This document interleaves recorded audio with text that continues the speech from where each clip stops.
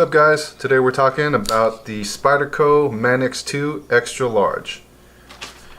Starting off with the boring stuff, price. As a Prime member on Amazon, I paid $125 before taxes. So after taxes out the door, you're probably looking at just over $130.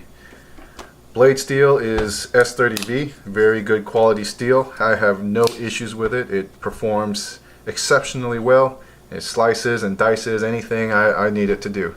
Handle material is the, in my opinion, legendary Spyderco G10. Just a perfect amount of texturing, not too aggressive but not too slick.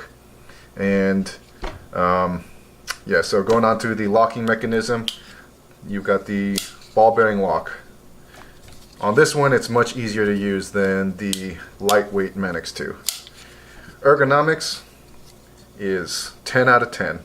It's almost like the cold steel Spartan, just not as aggressive, not as in your face, but you can see you grab it, and I've got about average, maybe just over average sized hands, so you should expect it to fit like this in your hands too.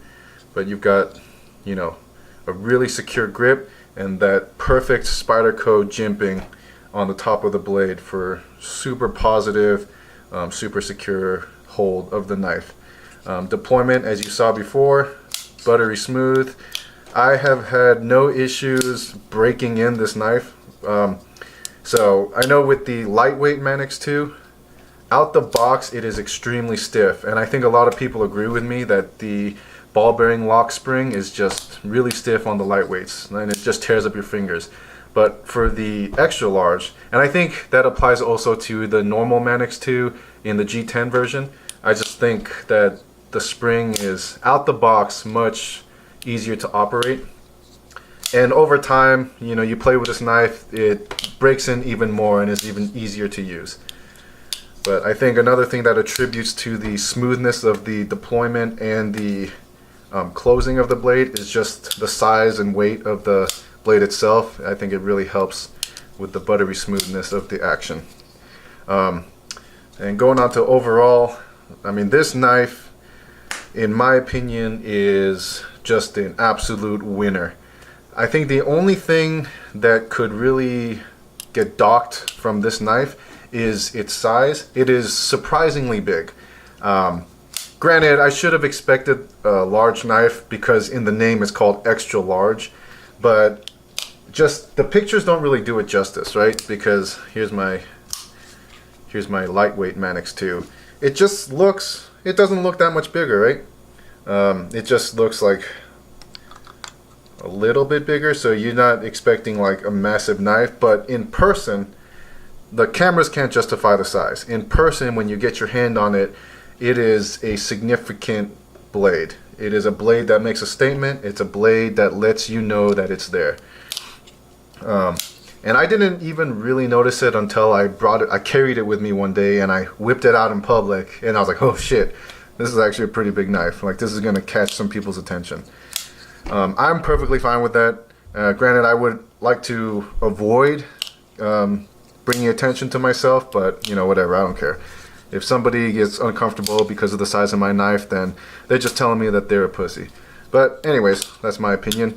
Going on. Yeah, so this is a big knife, it's a significant knife, and it's a serious knife. It's built like a tank, so I would say that this is definitely a knife designed for service members, first responders, law enforcement. It's that serious of a knife.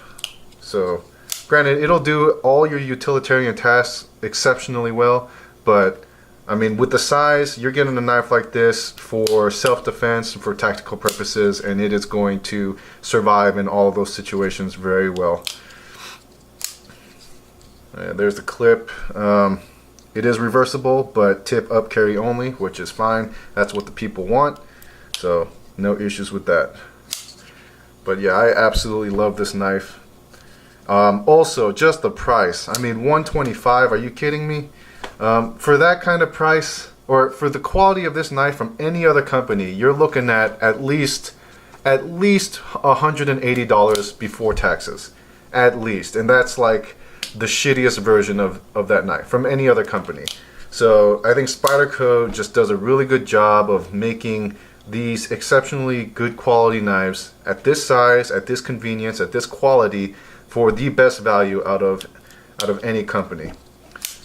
So yeah, if you're in the market for a large tactical knife, just a large good quality knife, hell yeah, 12 out of 10.